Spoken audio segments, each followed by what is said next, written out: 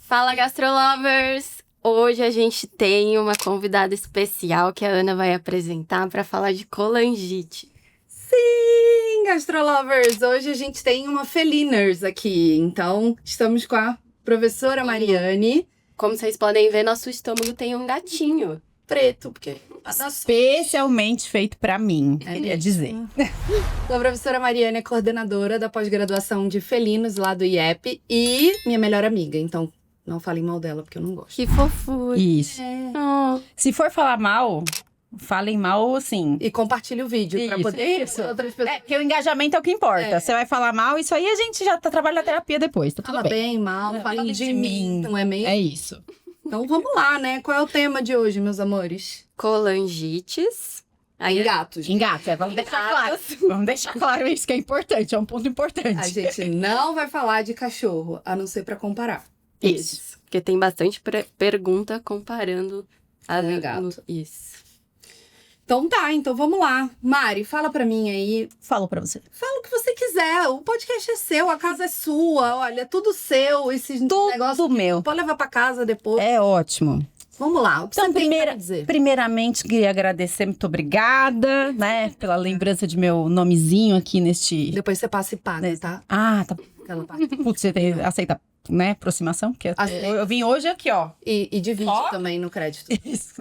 É, porque esse mês tá meio complicado, Tá né? difícil, até IPVA porque já é dia dois- 52 de Isso. janeiro. E eu paguei 2 IPVA, então a minha conta, ó, tá lá. Fala, Tá, janeiro. tá, tô chateada. Haja colangite pra Já pagar as contas.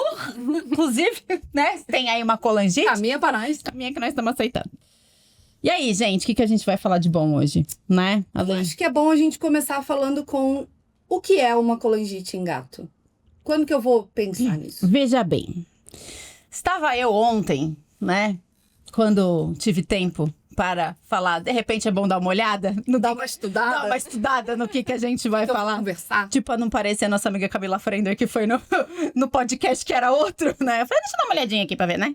E aí fui dar uma olhadinha assim pra ver se tinha alguma coisa muito nova, né? Eu achava que não tinha, mas fui dar. PubMed, né? Tá aí pra gente dar uma olhada. Uma atualizada. Né? Uma atualizada. Não tinha nada demais, assim, muito novo no mundo da colangite. Mas, a primeira coisa que eu acho muito interessante de se dizer, que às vezes a gente vê palestra, lê artigo ou vai ler livro, e aí fala, né, que a colangite é a doença hepática, né, hepatobiliar mais comum da vida do gato. E aí, esse dado sempre me incomodou demais, né, porque quase 40% dos gatos têm colangite. E eu sempre fiquei pensando Não é tudo não é isso. tudo isso, né?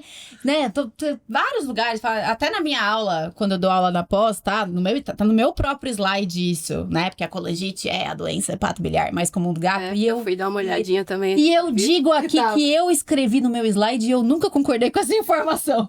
Porque eu sou dessas, né? Que Claro. eu não concordo comigo mesma. E aí ontem estava eu a pensar, né? Porque daí eles colocam que a colangite é a primeira, a lipidose é a segunda. E pra mim isso nunca fez sentido, porque pra mim isso sempre foi o contrário. A lipidose sempre foi muito mais do que colangite, tá? Não é um negócio assim tão marcante pra ser colangite. E me deu ontem um estalo, Um ciricutico. um ciricutico de pensar por que raios, né? Falam isso. Eles falam isso e por que raios a gente pensa tanto, a nossa rotina de lipidose é tão alta. E aí me veio um outro dado importantíssimo, que não me lembro de porcentagens, porque meu cérebro tá cada dia pior, mas o Brasil, junto com os Estados Unidos, é o país com o maior índice de gatos obesos, e os nossos gatos, eles não são obesos tipo score 6, eles são obesos obesidade mórbida, tipo score 8 e 9. Sim. Então, quanto maior a taxa de obesidade numa população, né, felina, maior o risco da gente ter lipidose, porque a lipidose pode ser secundária a absolutamente qualquer coisa. Então é por isso que a gente pega muito mais lipidose do que a gente pega colangite. Então, E as porcentagens a gente sempre vê de artigo, né? Então, Isso. a gente publica muito pouco, a gente publica muito a gente, mal. Exato, Então, a gente publica pouco, a gente publica mal, e muitos dos artigos que a gente tem falando de colangite, eles são ingleses, sim. onde a porcentagem de gato População. gordo é outra. A população Eles não é têm- totalmente diferente. Eles não têm tudo isso. Sim. Né, de de gato obeso, né? De gato acima do peso. Então, por isso que eu acho que pra eles a colangite é tão marcante. E pra gente, não que a gente não tenha, é óbvio que a gente tem, é óbvio que é comum, mas não é tudo isso. Eu não consigo concordar com essa porcentagem, Cara, porque não é o que eu pego, pelo menos. Pelo menos a minha rotina não é essa. E a gente sabe também que tem a questão da estatística de onde você atende e como você atende, né? Então, assim, o cara que atende clínica geral ou que ele trabalha numa internação, ele vai pegar mais lipidose. O cara que atende gastro, talvez ele pegue mais a colangite, menos lipidose, porque não chega na nossa mão. Porque É o viés da população. Exato. Às vezes também a lipidose, ela não pode vir depois da colangite. Pode. Secundária. E aí a gente só pega quando tá na já em lipidose. Pode né? ser. Pode. E aí a lipidose já derreteu e a gente perdeu o prévio. Não sabe o que causou, né? Ela é secundária. Não sabe o que causou. Então, acho que isso é uma coisa, um ponto importante a se dizer, né? Então, na sua rotina, a gente pega mais lipidose. Ah, com certeza. Mas, de novo, né? Mas eu acho que também população. pode ser Na minha, eu pego mais colangite. Porque eu acho que não chega na minha mão. É. Como demora pra chegar na minha mão, ou o bicho que tá com lipidose morreu. Né? Tá na internação, morreu. Ou então já fizeram alguma coisa pra ele sair da lipidose e passou. E não chegou não em mim. chegou. E a gente tem especialista de felinos no hospital também. Então, às vezes, vai pra ela e não pra mim.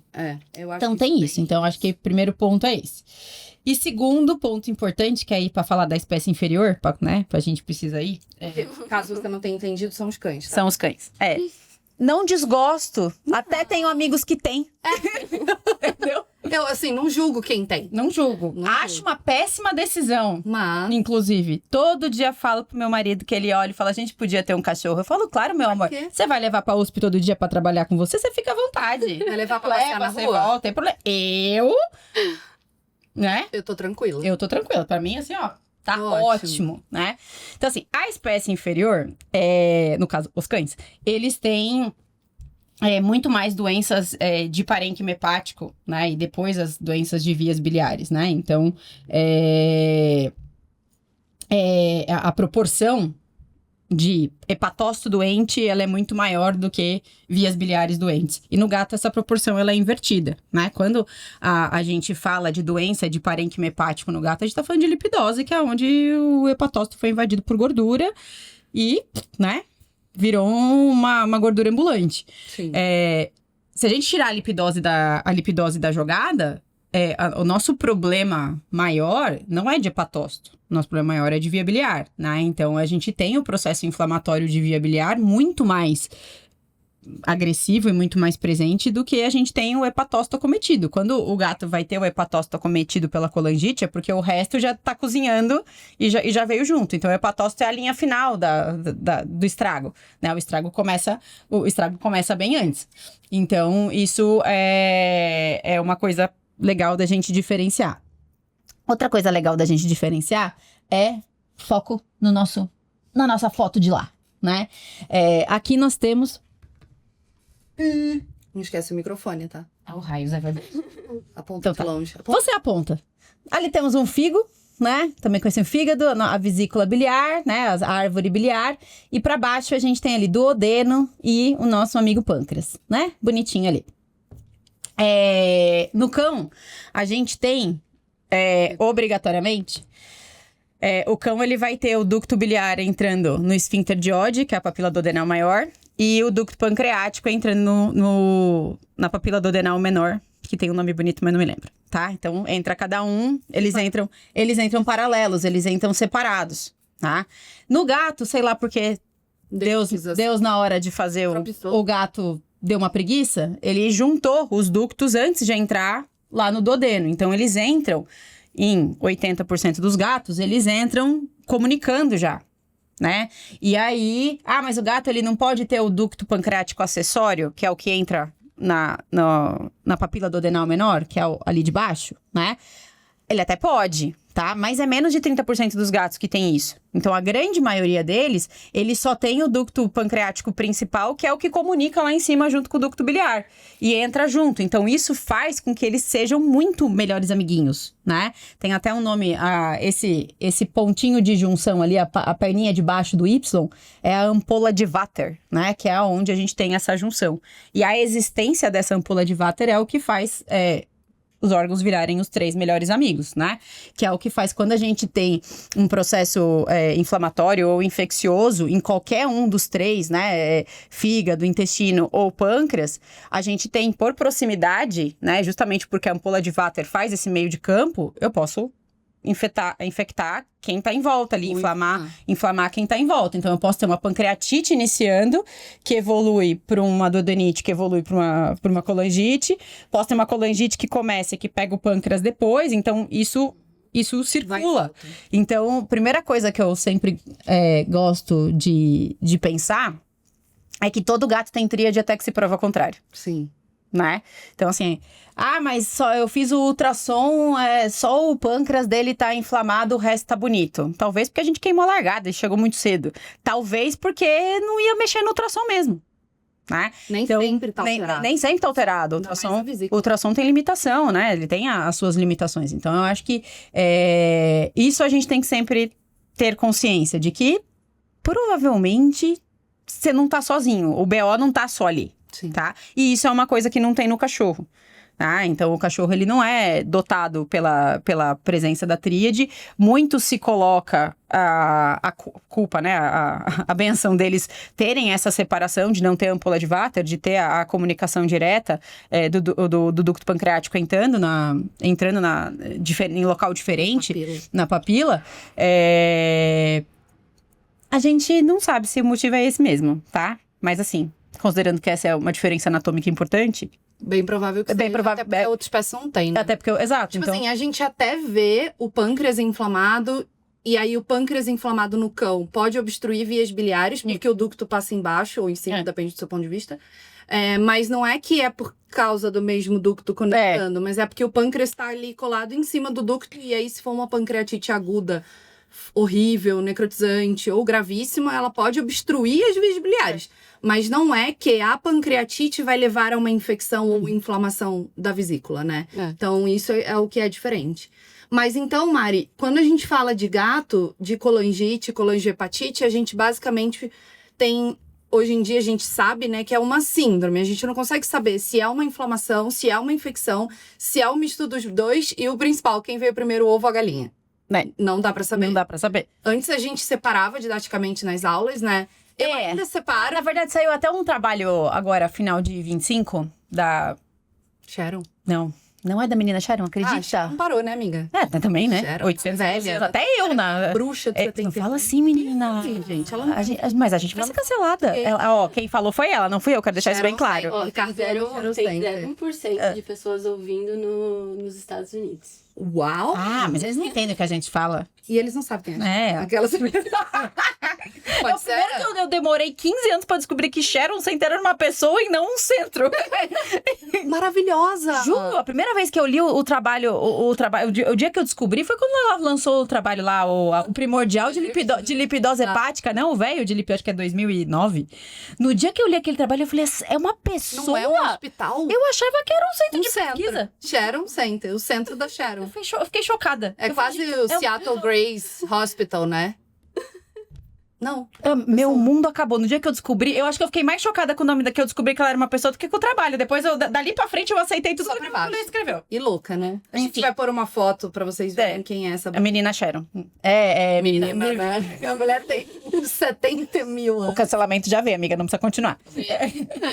Menina Sharon, ela estudou muito, mas nesse trabalho não é dela. Eu acho que, se não me engano, o primeiro nome da moça é Penélope Watson. Watson, com certeza, Penélope... Talvez. Averiguar. Acho que é Penélope o nome dela. Interrogação. Ela fez um trabalho, uma revisão zona agora, final de 25, de colangite, e ela coloca muito isso de como a gente dividiu isso, como que a gente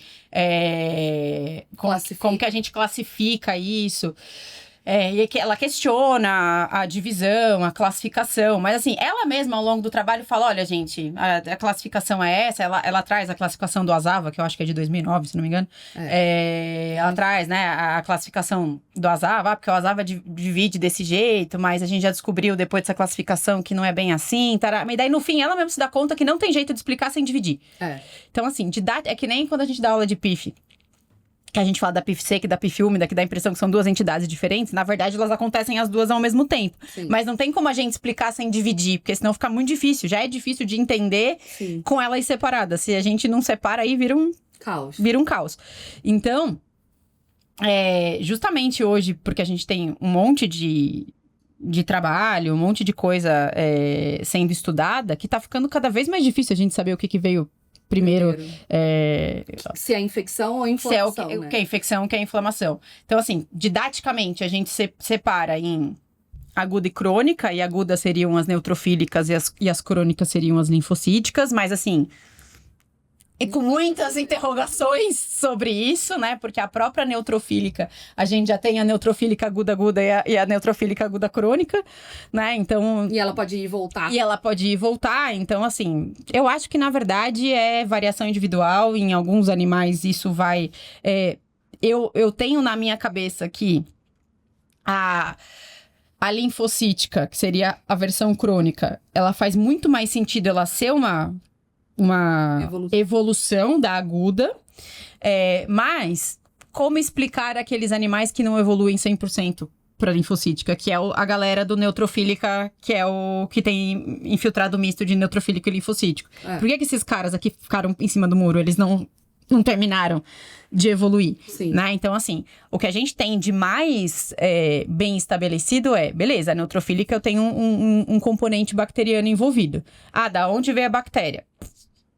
Ou de baixo, do intestino, ou de cima, ou pelo sangue, hematógeno. A gente achava que o hematógeno tinha uma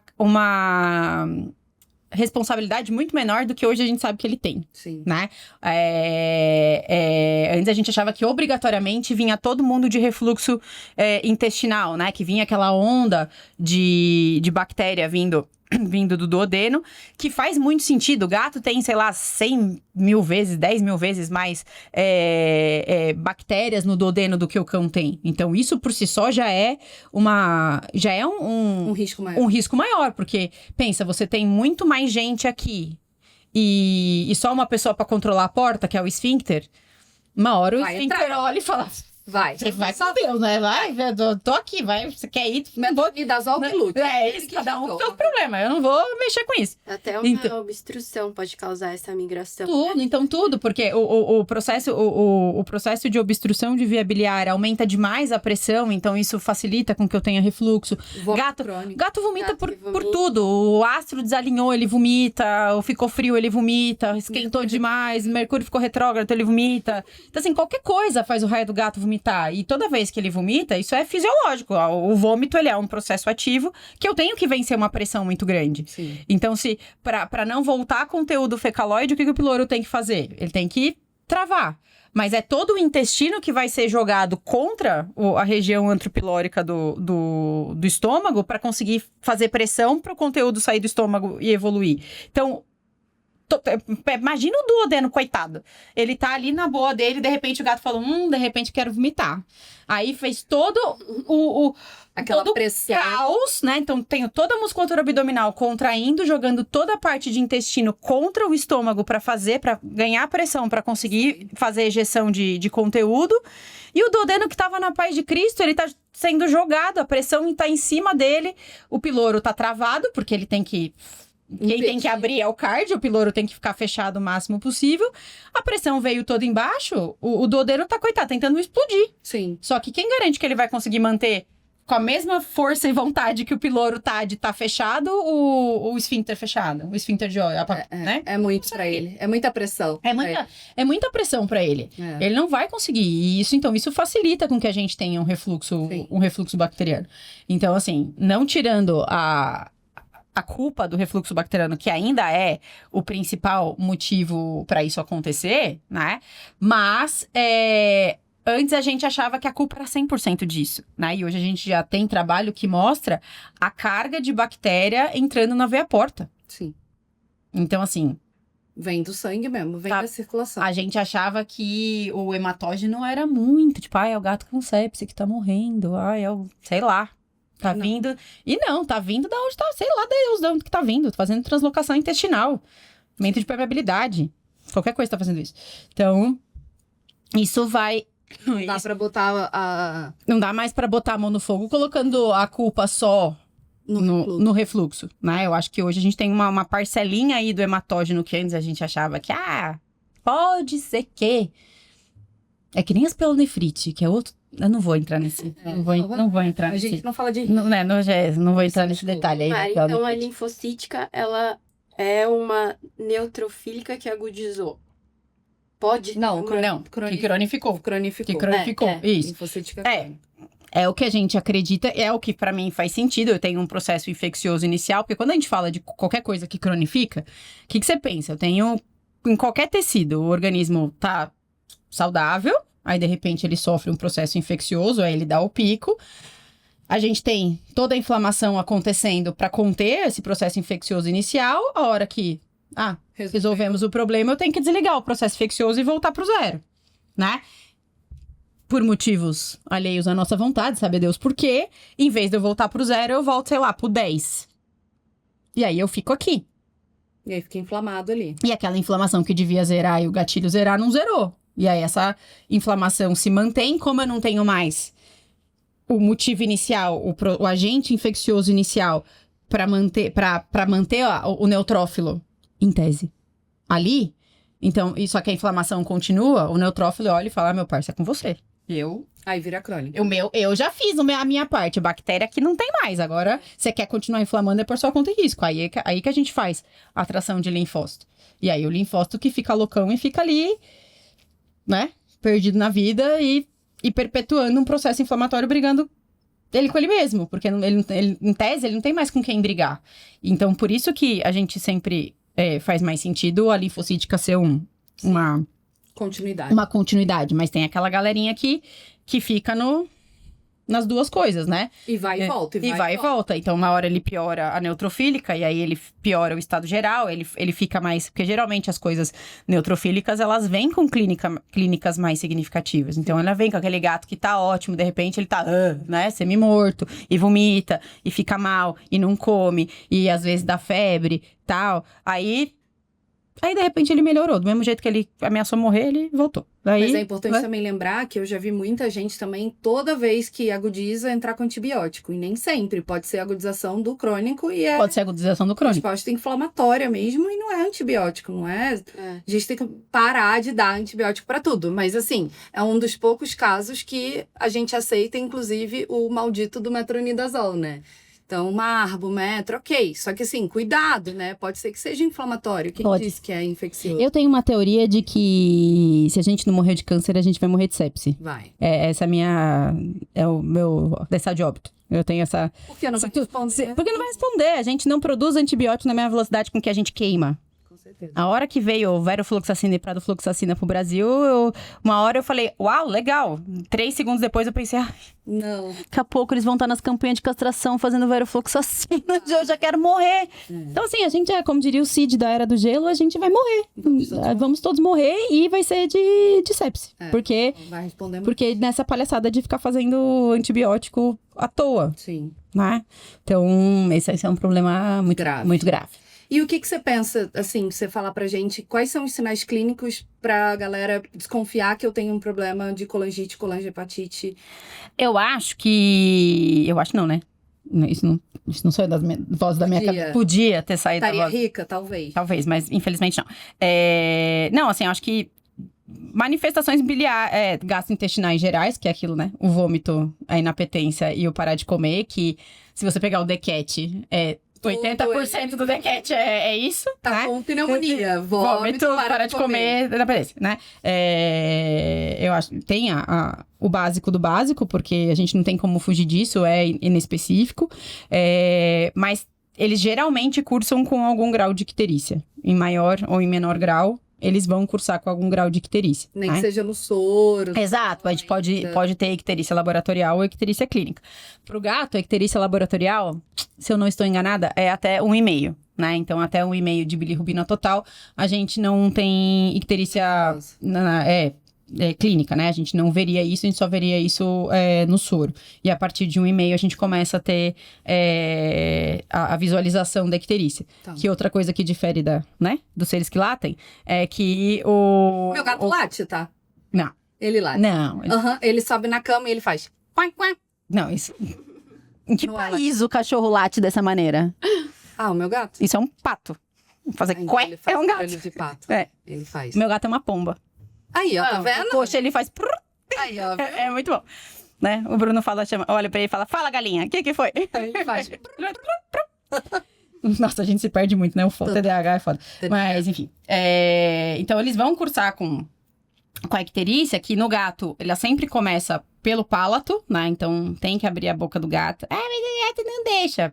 Você que é péssimo. Ele deixa. Né? Ele não deixa nada, aliás. Lá no... Ele não deixa nada. Se for por ser assim, você não vai conseguir nem tirar o gato da caixa. Então, larga a mão de ser frouxo e avalia a boca. Examina direito. Examina direito esse gato. Né? Então, eles começam sempre com palato... lá, o fundão do palato mole. Aí, depois de um tempo, eles evoluem, né? Para as mucosas. E aí, geralmente, quando vem mucosa, já vem tudo junto, né? Daí vem mucosa, pele, pavilhão auricular. E, por último, fica a esclera. Né? O cachorro, ele já é mais fácil. Ele é mais legal com a gente em questão de icterícia. Ele aparece a icterícia e mucosa muito mais rápido, né? Ele é muito mais sensível para a icterícia. A gente sofre no gato para ver a icterícia clínica dele. Se vocês não olharem dentro da boca, vocês vão ficar... Quando a hora que o gato fica amarelo, ele já tá no Hulk, né? Então, é isso. Então, a icterícia, ela vai aparecer de maior ou menor grau, junto com o resto das outras manifestações gastrointestinais. E uma coisa importante que as pessoas sempre pensam, né? As pessoas hipervalorizam a febre, né? Ah, mas é um processo infeccioso, tem que ter febre? No cachorro, ele tem. O gato, ele olha e fala, falou, valeu, né? O gato não faz desvio à esquerda quando tem febre, ele não faz quando tem infecção, ele não faz leucocitose, ele não tem febre, ele faz o que ele quer. Eu tinha um amigo meu que falava que gato não lê livro. Tipo, você escreveu lá, o gato vai ter febre. Ele fala você que tá falando, eu aqui, eu tô de boaça aqui.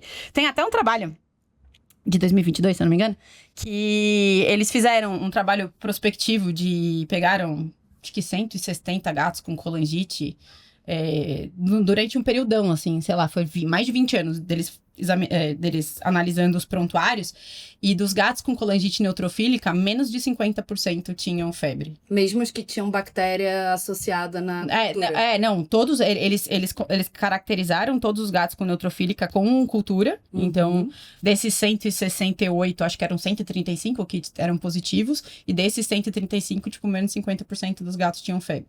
Então, isso é importante, porque você fica esperando o gato ter febre... Ele não tem. Porque nesse trabalho eles até falam que acham que é porque ele compartimentaliza o processo infeccioso. É como se a vesícula virasse um abscesso, né? Então, a febre não aparece, não aparece leucocitose. Mas mesmo em outras coisas, assim. Você pega uma cadela com piometra. Explode. Ela explode. Vai ter 50 mil leucócitos, trocentos de bastonete. Você pega um gato com um piometra na mesma magnitude... Boas. Ele tem 7.500 leucócitos.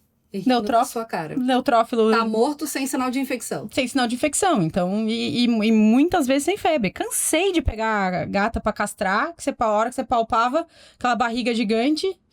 Piometra. Era piometra. E aí você ia ver, mas a gata... e a gata, assim, não dá pra dizer, a gata comendo, a gata bem, não tinha... 30, assim, não era nem que tava... mas ela tá num 38,9. Não, a gata com 37,5 de temperatura. Eles são muito resistentes. Eles são muito resistentes. Ao clínico e a tudo, né? Então, isso é evolutivo. Tem um motivo para isso acontecer, né? Então, acho que isso é importante não ficar esperando a febre aparecer, porque ela não vai. A hora que ela aparecer é porque esse bicho ele vai começar a descompensar da sepse. Sim. Né? Então, outra coisa importante também é que gato, diferente do cachorro que tem todas as fasezinhas da sepse acontecendo, né? É porque primeiro ele fica taquicárdico e depois... Não, o gato, quando ele vai, ele morre. Você olha pro gato e fala, nossa, ele tá melhor. Às 3 da tarde ele tá morto. Você fala, mas ele tava tão melhor. Não, amor, ele tava descompensando pra morrer e a gente que não viu. Ele come e morre. Isso, ele come, olha pra você, daí ele fala, enganei o trouxa. E morreu, né? Então, isso é importante também, a gente avaliar a gravidade do processo. Porque às vezes você pega o gato que tá lá, que você fala, nossa, ele nem tá tão desidratado, né? A temperatura tá boa. Vai viver. Vai viver. Vamos dar alta? Vamos. Aí o gato vira e fala, não. E aí ele morre. Sempre. Então, isso é uma questão, né? Então, isso... A parasitária. Acho muito superestimada. Acho que o povo adora falar de platinossomo. Mas quantos viram o platinossomo? E quando vê no ultrassom? Ai, eu quero morrer. Eu vi mexer, doutora. Como é que você viu mexer um negócio de 1 milímetro? Platinossom no ultrassom. Sempre tem um aluno que fala, mas eu vi no ultrassom. Viu sim. Viu. É. Não. É tipo ver espírito, né? Isso, exato. E meu pai apareceu ali andando. Eu não discuto, mas assim... É muito pequeno. Não vai, né? Não vai. No ultrassom? No ultrassom não vai. Eu já vi vídeo, assim, de aluno mandar, tipo, tirou a vesícula e tal. Não, e aí beleza, porque daí na hora que você tira... E tal, mas dizer que viu mexer no ultrassom, não. a pessoa tá com muita fé em querer mexer, né? E tem os ultrassonografistas antigos, eu adoro mexer com umas raças difíceis, né? Olha lá. Agora o cancelamento é meu. Hoje ele vem. Hoje ele vem. Tem uns ultrassonografistas antigos que nem julgo, né? Porque tem o meu velho em casa também. Eu sei como é lidar, né, com o papai. E que eu acho que provavelmente quando a primeira geração... Meu pai é veterinário, meu pai é formado em 86. Então ele começou... Não era nem nascida. Nem eu.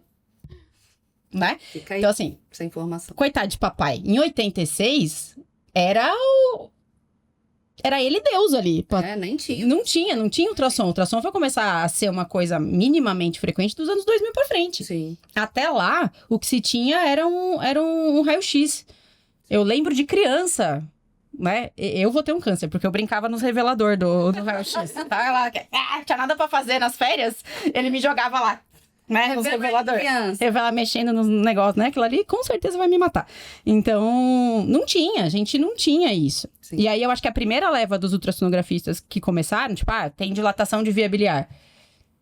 Aí, então assim, cansei de pegar um monte de ultrassom que vinha, dilatação de via biliar, entre parênteses. Platinossomo? Interrogação.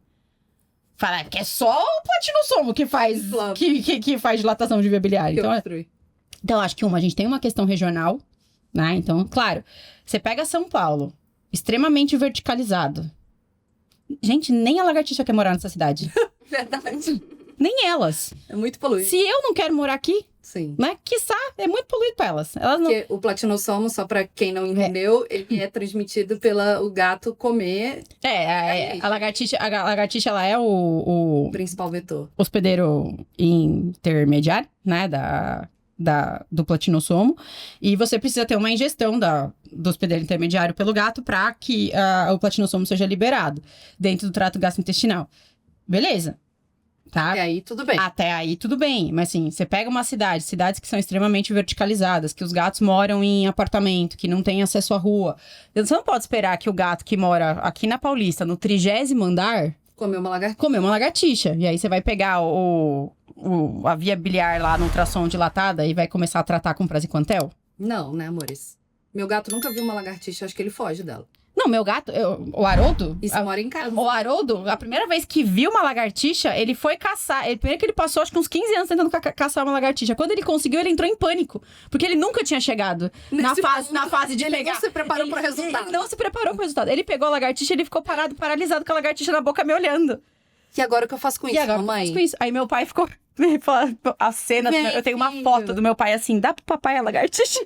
Foi maravilhoso. Papai guarda pra Foi maravilhoso. E ele, tipo, em pânico. Então, a gente vai falando do interior, né, de áreas mais rurais, não mais rurais, mas menos verticalizadas, onde as pessoas vivem mais em casa, onde eu tenho muito mais gato com acesso à vida livre, que os gatos mantêm o seu instinto de caça. Porque também não é o gato morar numa casa e é o gato que dorme no sofá, que olha barato e fala, Deus me livre, enfiar minha boquinha nisso. Né? Você tem que ter o instinto de caça mantido. Né? Então, se é esse... E, de novo, a anamnese, né? A gente tá cada vez menos sabendo fazer a anamnese, né? E gastando menos tempo fazendo a anamnese. Então, assim, se é o gato que dorme 82 horas, que não caça nem a comida dele que tá lá no pote que sai do comedor automático, ele não vai, o platinossomo não vem pelo ar, né? Ele precisa do vetor. Sim. Agora, se esse gato tem um comportamento de caça, se ele tem acesso, se ele tem vida livre, aí é outra conversa. Aí isso entra no diagnóstico diferencial. Sim. Né? A gente tem um trabalho que fala que geralmente... e tem outra coisa também, né?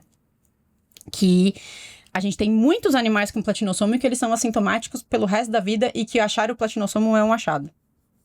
E que não tem nada a ver com nada. Com nada. Quando esses gatos, acho que menos de 10% dos gatos são sintomáticos. Na verdade, a prevalência a gente não sabe, porque a gente não sabe quantos tem e que passam batido. Mas que quando eles são sintomáticos, eles têm parede de vesícula biliar acima de 2 milímetros. Então, isso poderia ser um indicativo possível, Mas também pode né? ser um indicativo de qualquer colecistite, né? Se eu tiver uma colecistite neutrofílica horrorosa, talvez eu chegue em 2 milímetros e não tem nada a ver com o platinossomo. Sim. Lembrando que o normal pra gato é 0,1, né? O normal pra gato é 1 milímetro. ou 1 milímetro. Mais que isso, tá zoado. Inclusive, Tá errado. tem uma pergunta, Mari. Diga. Se você trata empiricamente pra colangite parasitária. Não. Eu lembro que você até falou que se você pegar num exame de fezes que tem Isso. o método correto, você pode Isso, tem apostar em loteria. você pode, assim, é que assim, né? Daí você tá contando com muitas sortes na vida, assim, tipo, primeiro que não vai pegar no método, né, no Willis, que é o Que é o que a gente que é o basicão de rotina, né? E também não pega na hiper... esqueci, o do zinco da Giardia.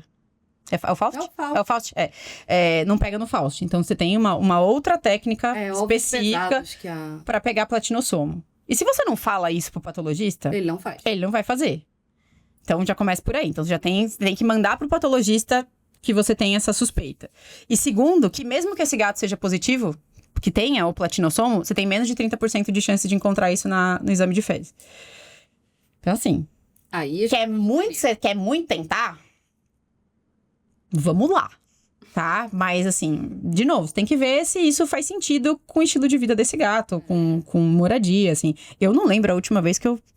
peguei um platinossomo, eu também não. Ou que prescrevi um praziquantel pensando... Regional, né? É regional. Você pega em outras áreas do país, talvez a pessoa ouça a gente, sei lá, do Nordeste, e lá eles têm muito, Sim. né? É igual o leishmaniose no Nordeste ou no interior de São Paulo. Sim, né? No Sul, eles têm Cerca-lupe, que a gente não tem aqui.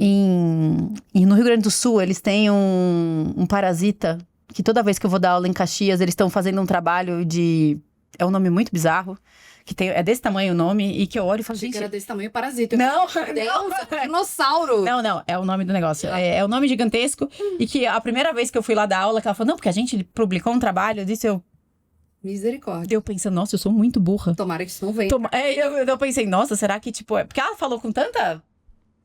Tipo, a gente pega todo dia. E aí eu pensando, gente, eu nunca nem ouvi falar disso. E aí, muito discretamente, eu pensando, que legal. E eu no Google, assim, tipo, como é que escreve? Chat GPT. Eu não sei nem como escreve pra procurar no Google. E sabe aquelas coisas que você escreve errado e o Google? Talvez seria. Você quis dizer. Eu falei, é isso que eu quis dizer. E é um parasita que é mega regional no Rio Grande do Sul.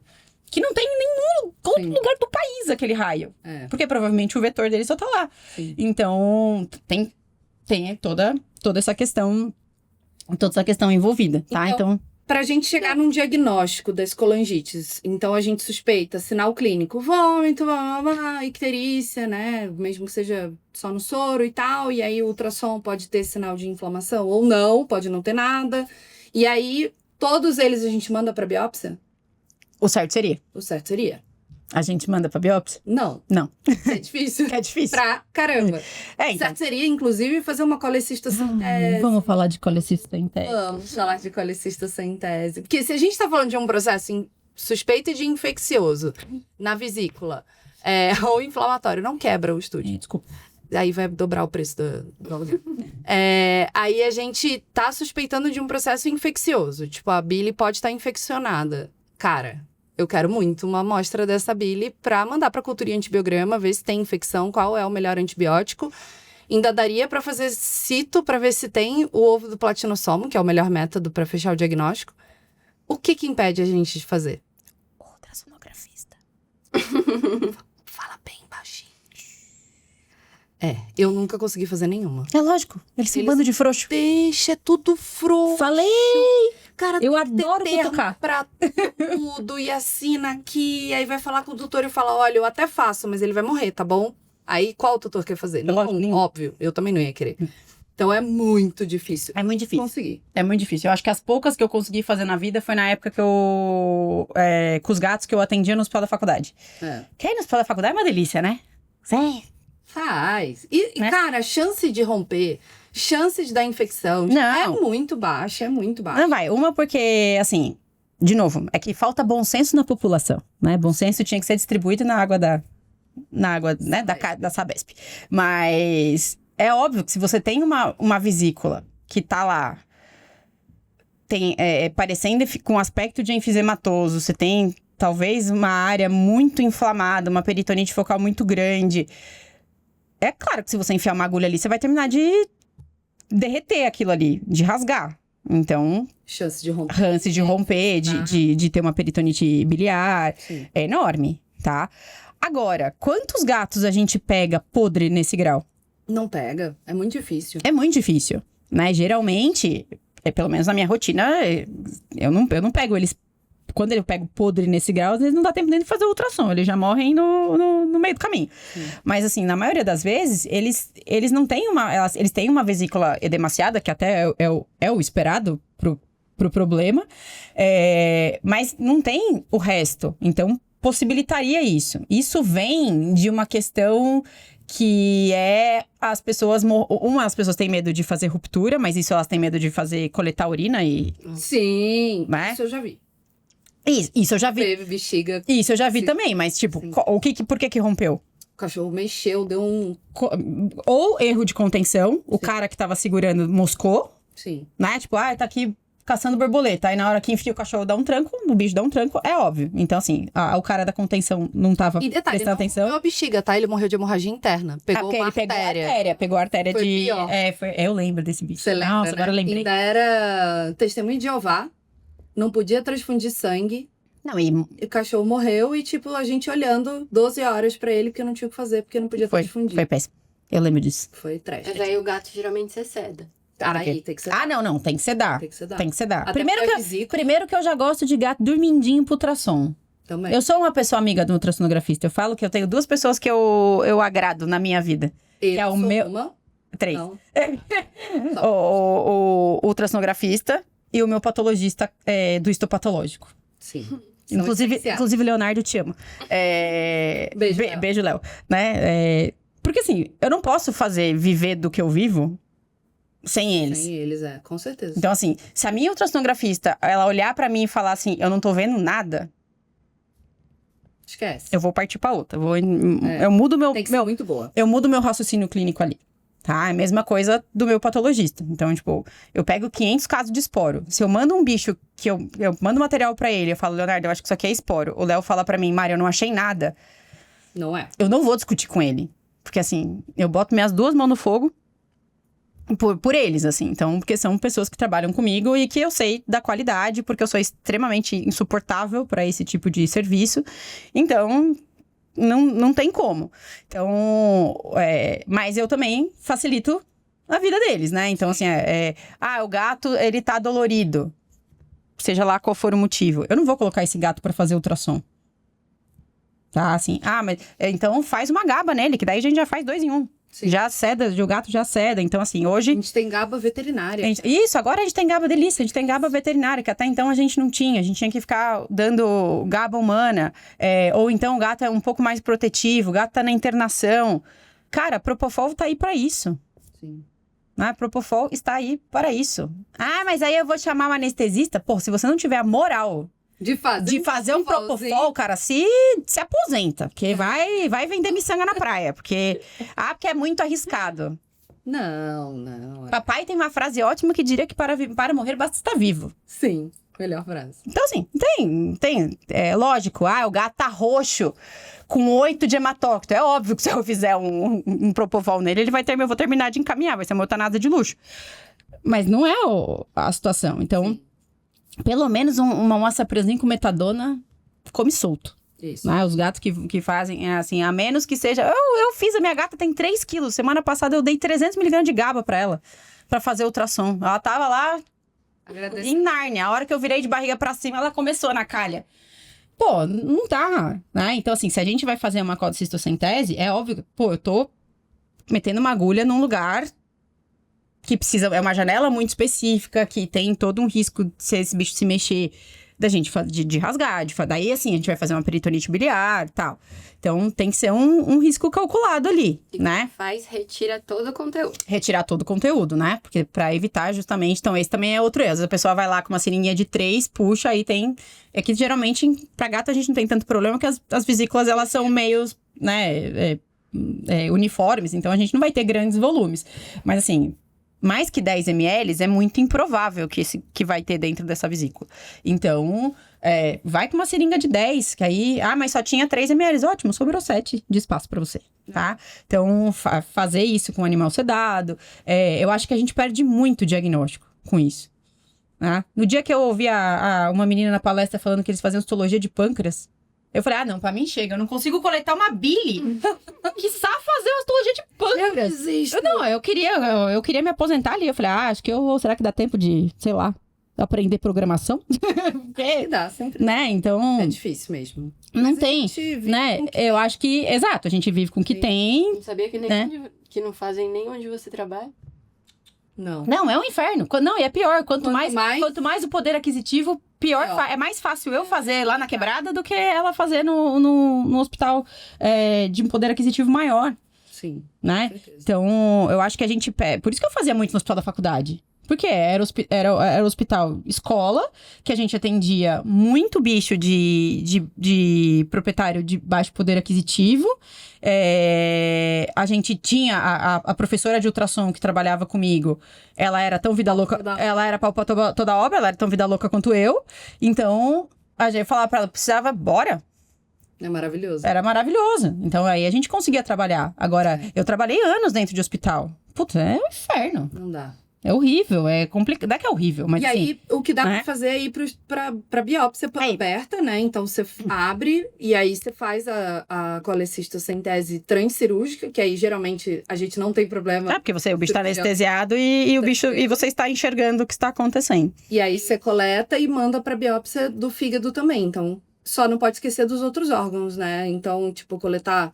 intestino, pâncreas, o que tiver alterado ali no ultrassom. E não me coletar só um fragmento, né? Não, pelo menos um de cada lobo, né? Fugir das bordas, fugir de fibrose, né? Isso é importante também. A cultura do fígado é importante também, porque se tiver processo infeccioso na bile, pode ter no fígado e pode ou não ser a mesma bactéria, então é legal. E sabe que tem um trabalho aí que fala que nada vence a qualidade de fechar o diagnóstico de um processo infeccioso do que a cultura de bile. Que diz que mesmo os fragmentos, quando a gente faz fragmento de biópsia de fígado, de parênquima hepático, a chance da gente ter uma cultura negativa do fragmento é muito alta. Sim. Porque o processo, ele não é regular, né? Ele não vai se distribuir de uma maneira homogênea. Eu ia perguntar. Não. Você consegue fazer a cultura de bile na sua rotina? Não. Quando que você... Adoraria. Esse é meu sonho de princesa. Quando que você partiria pro histopatológico? Você tem a cultura já? Quando que você partiria para fazer um histopatológico? Eu acho que tendo uma cultura positiva, eu acho que o meu histopatológico iria para um animal refratário. Justamente porque não é tão simples a gente conseguir levar... Eu não consigo levar os bichos pra mesa ultimamente para fazer diagnóstico de linfoma intestinal. Eu tô cada dia apanhando mais. No passado era tão mais fácil. Aí agora a pessoa fala... Vai ter que fazer tão invasivo, doutor. Tão invasivo, doutor. Não, concordo. Sim, né? gente, mas tem que ter. Né? Então, assim, acho que eu nunca tratei tanta doença intestinal inflamatória de maneira empírica como eu tenho tratado ultimamente. Porque as pessoas não querem fazer. Elas não querem nem fazer endoscopia e colono. Que aí ela pensa, mas eu passo o dia inteiro da endoscopia zureta, coitado dele. Projeta muito, né? Projeta muito. Então, justamente por essa dificuldade, se eu já consegui fazer uma coleta de bile e já veio positivo, eu não levaria isso. Mas assim, o gato melhorou, tal, até teve uma melhora parcial, ficou um tempo bem e agora ele voltou. Talvez seja aquele caso do agudo crônico que tá, né, do neutrofílico linfocítico. Aí é legal a biópsia, porque aí você vai ter uma prova que tem as duas coisas. E lembrar que a gente tá falando de inflamação, infecção, parasita, bababá, mas pode ser uma anel, pode ser um colangiocarcinoma, pode ser uma neoplasia, tudo vira anel, né? Qualquer processo inflamatório crônico pode virar anel. Então, se a gente vê que o bicho não tá respondendo bem, eu acho que tem que ir pra biópsia, até pra descartar a possibilidade de... Inclusive, nos pacientes que não tem, que a gente tem, aí já com ultrassom mais, com carinha de mais hiperecogênico, né? Uma cara um pouco mais de fibrose, né? Que já é um processo crônico demais. As últimas recomendações é que a gente não entre com corticoide para os pacientes com colangite linfocítica se eles não tiverem um histopatológico que comprove que eles têm uma invasão. A hora que eu li isso, eu comecei a rir. Você faz isso, amiga? Porque eu não faço. Não tem. De nervoso. Não tem como. A gente não tem, não é a nossa realidade conseguir levar tanto bicho pra biópsia de fígado pra conseguir ter um negócio, falar assim, não, esse aqui eu não vou entrar porque ele não tem um infiltrado. Eu consigo um pouco mais hoje pela vídeo, porque aí o tutor, ele acha, e ele tem razão, é menos invasivo. Sim. E vai ser, tipo, não vai precisar abrir o gato. Tipo assim, né, mas com buracos menores. Mas, enfim, eu consigo um pouquinho mais do que eu conseguia 5, 10 anos atrás. Então, talvez a gente tenha uma perspectiva aí da vídeo dar uma facilitada nesse rolê. Mas aí a gente olha como a gente segmentou o problema. Porque aí eu tô segmentando para um local que tem o aparelho /profissional. Sim. Né? O custo é maior. Muito maior. O custo é muito maior. Então, a gente já tirou, a gente já jogou o sarrafo... Lá pra cima. Né? Então, assim, óbvio, lindo que a gente tem essa alternativa. É ótimo que a gente tem essa opção. Né?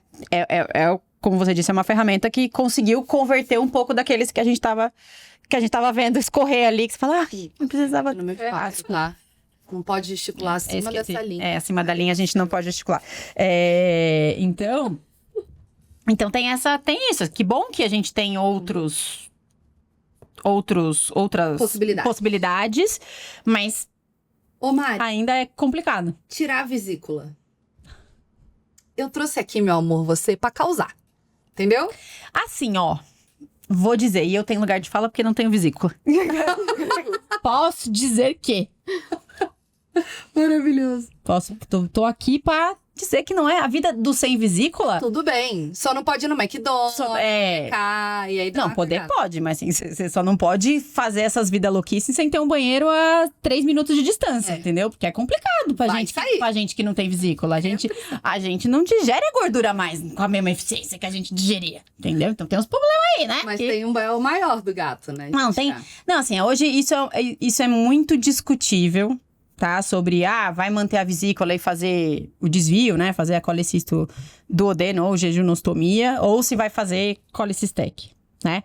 Hoje a gente tem um trabalho que compara isso, né? E aí, neste trabalho, eles falam que os gatos que foram colecistectomizados, que tiraram a vesícula, tiveram um tempo de sobrevida maior. Não querendo fazer advogado do diabo, mas já fazendo, eu vejo sempre pelo outro lado. Tipo, o que a gente pode ter de problema nesse gato pensando a longo prazo, né? Assim, tipo, eu tenho um gato lá. A gente não tem um risco grande desses gatos terem obstrução de via biliar? Por outros motivos, né? Porque a gente tá pensando assim, só vou dar um passo pra trás. Quando eu vou tirar a vesícula, se eu tiver, sei lá, um cálculo ou um processo obstrutivo ali no canal, né? Do ducto cístico colédoco. Aí, geralmente, a gente empurra o cálculo pra vesícula e tira a vesícula. Ou se eu tiver um processo infeccioso na vesícula, uma colecistite bacteriana, e a gente achar que aquilo ali tá quase um abscesso, entre muitas aspas, e eu quero tirar esse processo infeccioso. E aí, tudo bem, porque eu tenho várias outras árvores biliares para drenar a bile ali pro duodeno. Até aí, tudo bem. O grande problema que você tá falando tirou a vesícula. Então, bota a mãozinha ali na vesícula. Tirou a vesícula. Obstruiu. Eu sempre choro, eu vou fazer o quê? Lá embaixo. Eu não tenho o que fazer. Se obstruir em cima, ok, porque tem outros caminhos. Mas se obstruir lá embaixo é que é o meu problema. Então, uma duodenite grave já ia ferrar. Porque fecha o esfíncter. Fecha o esfíncter. Esse é o grande problema. De novo, a gente volta pra questão do bom senso que não tá ainda disponível na água de bebida. No trabalho de 2022. Não. A recomendação final do trabalho de 2022 da Sharon Center era: tem pedra, tem litíase biliar, provavelmente essa litíase tem infecção, é neutrofílica, tira a vesícula porque senão vai gerar mais infecção, lá. Então, a conclusão maluca dela, por isso que eu falo que ela é maluca, tem pedra, tira a vesícula. Sempre. E aí é que entra o problema. É que entra o problema. Porque eu não acho que eu acho que sempre é muita coisa. Né? É muito tudo. É muito tudo. Né? Então, de novo, é a questão do bom senso, assim. É um animal que nunca teve nenhum processo inflamatório biliar, e aí, então, ele teve um cálculo e obstruiu. É a primeira vez que isso aconteceu? Ele não tem um histórico de um animal, porque às vezes a gente tem gato que tem cálculo de vesícula, que a gente trata, desinflama, trata com antibiótico, o cálculo desfaz, né? O gato, eu acho que é o único ser que consegue derreter um cálculo de vesícula. Sim. Né? Com corticoide. Com corticoide. Eu me tratei com corticoide quando tive cálculo de vesícula. Funcionou. Não funcionou. Não é uma gatinha. Não deu certo. É que são cachorros. Não contei isso pro meu médico, né? Deixei ele achar que eu tinha acabado de descobrir que eu tinha um cálculo. Mal sabia ele que eu fiquei 1 ano com a via do sacol, que nem balinha. Mas não deu certo. Né? Então, eu acho que tem... Assim, é um gato que teve trocentas vezes isso ao longo da vida. E aí... aconteceu que agora finalmente ele obstruiu, o histórico tá aí pra te provar que deu ruim. E que provavelmente então vai continuar dando ruim, né?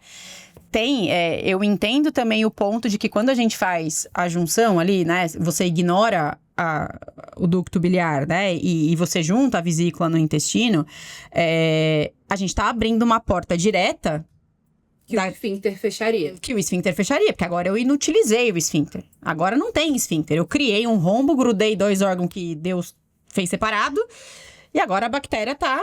livre. Mas assim, quantos gatos... aí que tá, a gente não tem trabalhos que... né, que sejam... que falem assim, pô, esses gatos que a gente fez, eles morreram 1 ano depois porque eles morreram de sepse. Que aí isso seria um contra... Total. Chega, faça isso. Mas assim, a gente não tem o trabalho porque isso não acontece, ou a gente não tem o trabalho porque, de novo, a gente não publica. E tem outros. Esses gatos não foram avaliados. Tirar a vesícula. Você pensa, beleza, vou tirar a vesícula, mas lembrar que geralmente o processo é uma colangiohepatite. Você tirou só a vesícula, mas o processo continuou. As vias biliares estão no fígado. Então, tipo assim, a inflamação vai continuar. E tem também a questão do momento que a gente tá fazendo isso, né? Eu acho que se tem uma cirurgia que tem que ter timing... Sim. É essa, tá? Eu já tive uma gata uma vez, que até hoje ela é meu recorde de bilirrubina, que é o 35. Maravilhoso. Eu nunca vi um gato tão amarelo. Não, é 1. Sério. Assim, eu nunca vi um gato tão amarelo na minha existência. Eu nem sabia que o amarelo chegava tão longe, né? Assim, ela tava muito. E essa gata, eu demorei, acho que uns 5 dias entre o diagnóstico e levar ela pra mesa, porque a proprietária... não queria. Ficou... não sei, será? Coitadinha, por que a gente não espera? A hora que a proprietária concordou, a gata derreteu. Sim. Aí é óbvio que a gata morreu nas primeiras 36 horas. Que aí ela foi pra mesa numa situação, numa condição muito pior. A vesícula tava podre. Assim, o risco de fazer deiscência de ponto era maior.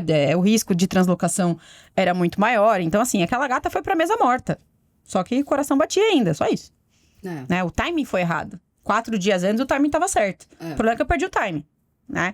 Então, eu acho que isso, quanto pior o estado desse animal, é óbvio que se você levar ele pra mesa, essa vesícula não vai ter condição de você suturar ela em lugar nenhum. Sim.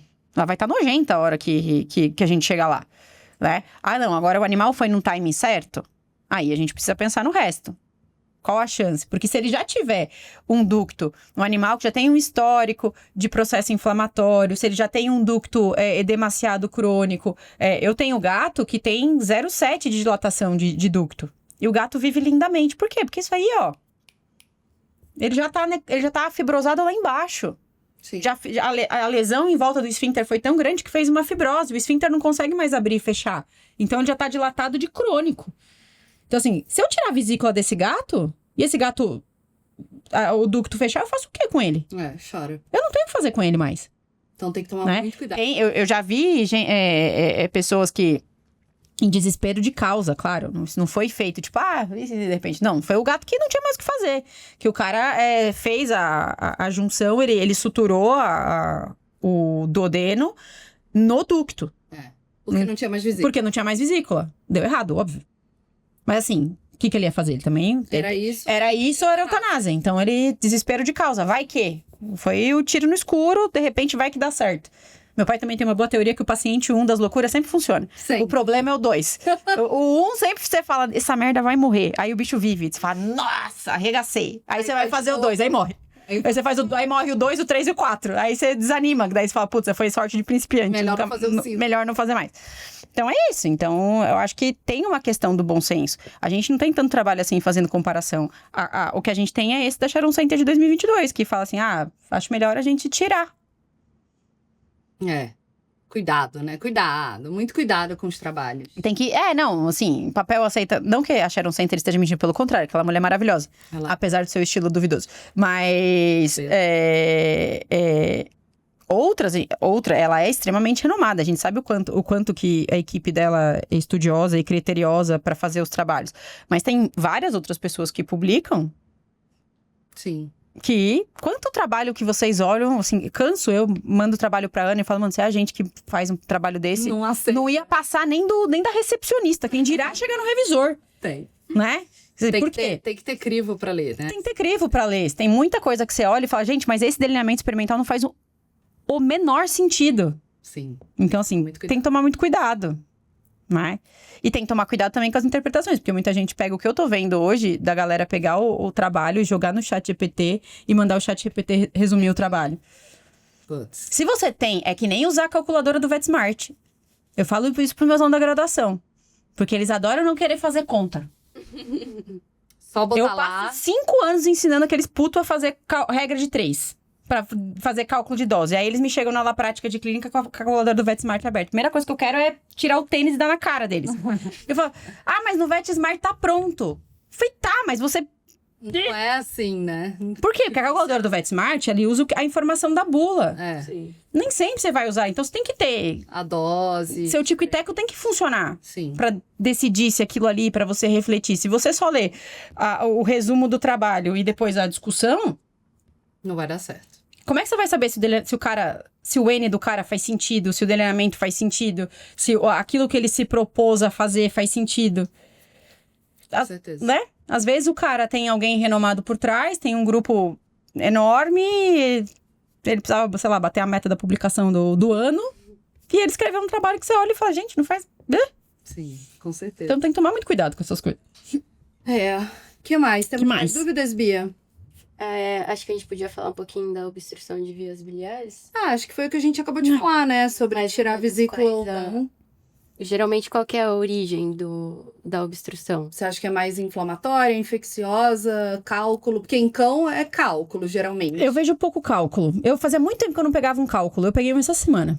Que eu olhei pra gata e falei, gata... Resolvi o hipertiroidismo, agora você me vem com essa? Tipo, me ajuda.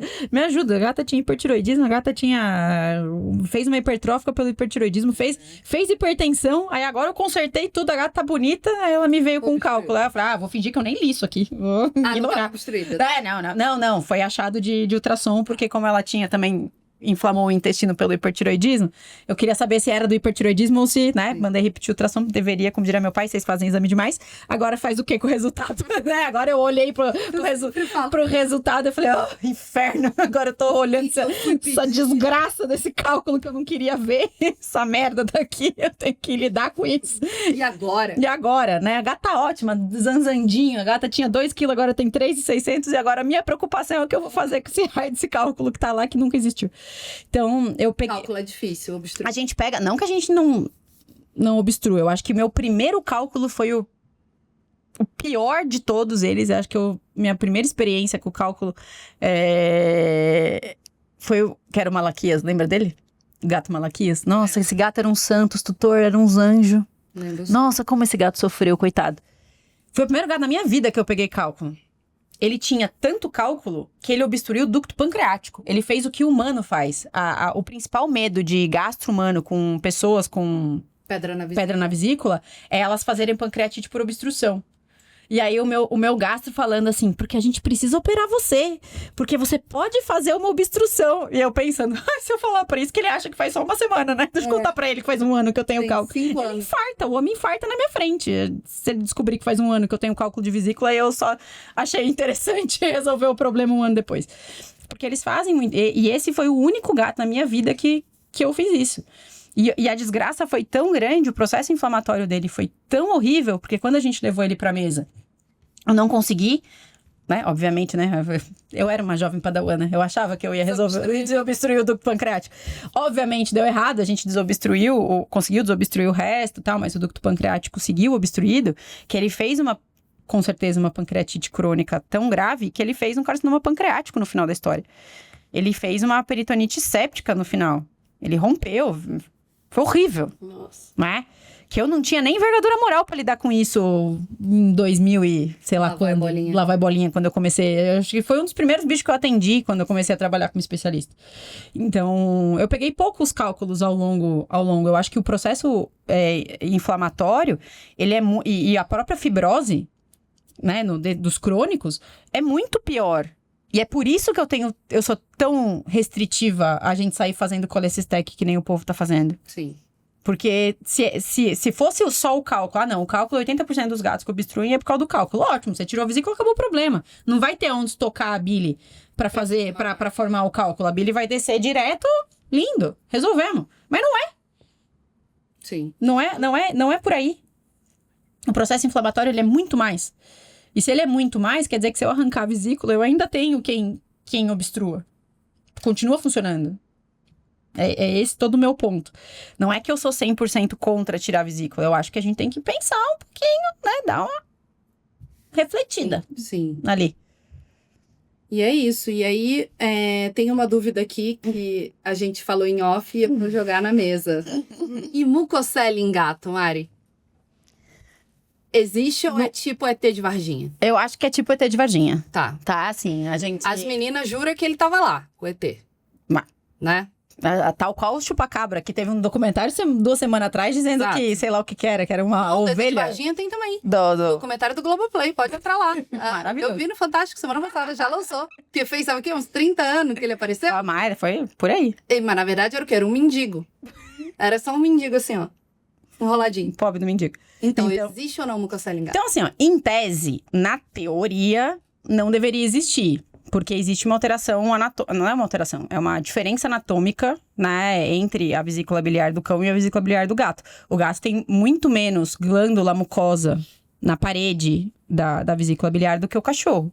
Então, quando a gente tem uma mucocele, é uma exacerbação da produção da uma hiperplasia dessas glândulas que produzem esse muco, que elas enlouquecem, ficam muito malucas e começam a produzir um excesso de muco e a gente perde o balanço entre a porção do muco e os outros componentes da bile. Uhum. Daí vira aquela gelatinona. Em tese, o gato não tem tudo isso de glândula. Pelo contrário, a vesícula dele é bem lisinha, tem quase nada de glândula. Então, justamente por isso que a bile deles é diferente. Né? O gato precisa de conjugar taurina, precisa de taurina para conjugar a bile. E aí a gente volta para os problemas da taurina ser um aminoácido essencial, que se o gato não come, não tem taurina. E se ele não tem taurina, a bile dele já, dali para frente, a bile já fica toda diferente, já não funciona igual. Sim. Então, partindo do princípio que se eu não tenho quem produz o muco, não é que não tenho, tem muito menos quantidade. Quem produz o muco não tá lá, eu vou fazer uma mucocele da onde? Não a mucocele que a gente vê no cão, né? Então, talvez se tenha algo que parece uma mucocele... Isso, eu acho que é aí que tá o ponto. Eu acho que... cansei de levar bicho pra fazer... abrir vesícula, né? Que tá obstruído, que teve que chegar ao ponto desse bicho ir pra mesa. Que de tirar... Eu tenho vídeo de tirar com pinça. Gororoba. Que ele sai uma placa, ele sai uma gelatina lá de dentro. Mas isso... Não, aquilo ali não é produto de mucocele. Aquilo ali é um produto de uma bile que tem até um nome bonito, que é a síndrome da bile branca. Porque ela é tão gelatinosa que o sal biliar não consegue entrar no meio para deixar a bile verde. Então fica só o líquido inflamatório. Sim. Gente, líquido inflamatório... Ou infeccioso, né? Exato, tem aumento do número de fibrina, globulina. Pega um líquido de um paciente com PIF, uma efusão. Ela não fica gosmenta, que às vezes a gente tem que pegar uma agulha taluda pra conseguir drenar, porque senão não vem. Sim. Por quê? Globulina tá no talo, tem um monte de fibrina. O raciocínio é o mesmo, só que em vez de sei lá, uma efusão pleural, aquilo tá dentro da vesícula. Então, aquilo que esse essa geleca que a gente tá vendo ali de dentro, aquilo ali não é uma mucosele biliar das... clássica, né? Que é o que o cachorro tem. O que a gente tem ali... Hiperadreno, diabetes... Que tudo isso. Gordura, não tem né? nada a ver. Quantos gatos a gente pega com diabético? Vai fazer a ultrassom neles. Não tem nada. O fígado tá... Obrigada. Tipo, yay! Né? A vesícula tá linda. Então, porque se o fator endócrino, né? Se eu tenho a mesma endocrinopatia... Sim. Era pra zicar igual, tá?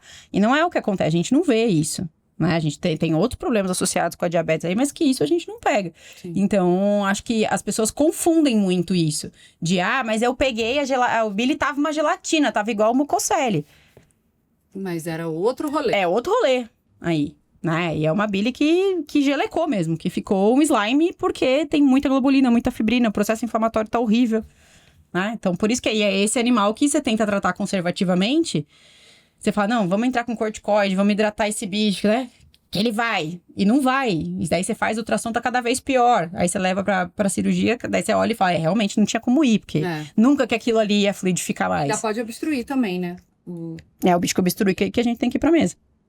Acho que é isso então, né, meus amores? Vamos encerrar então aqui. Nossa, a gente fala, hein? Misericórdia. Gente, mais que o nome da Copa. Socorro. Muito obrigada, Mari, pela sua participação. Imagina. Obrigada por ter vindo. Tô sempre aí. Pro nosso podcast Gastrocast. Gastrocast. Com gato. Com gato. Vamos te chamar mais 1 milhão de vezes, prepare-se. Certeza. Por favor. O próximo tema qual é, Bia? Qual é o próximo tema? A gente não ensaiou essa parte, pessoal, tá tudo bem. Na verdade, a gente não... Não, vamos dizer que a gente não ensaiou. Vamos dizer que a gente não viu os votos, não fez a apuração da votação. A gente vai fazer uma enquete. Não, mentira, a gente já sabe. Vai ser o Ricardo Duarte. Olha o Rick. O Riquinho. Faz tempo que a A gente... gente vai falar de uso das dietas, não como nutricionista, porque ele é gastro. O uso das diferentes dietas para as enteropatias crônicas, principalmente em cão, mas vamos falar um pouquinho de gato também. Então, mês que vem já sabem qual é o tema. Muito bom. Então, vamos encerrar lembrando que todos os nossos links vão estar, nossos Instagrams, contatos, tudo bonitinho, vai estar tudo linkado aí na nossa página. Então, qualquer dúvida, mandem lá nos nossos Instagrams que a gente tenta responder. Beleza? Obrigada, Paulo. Até a próxima. Até a próxima.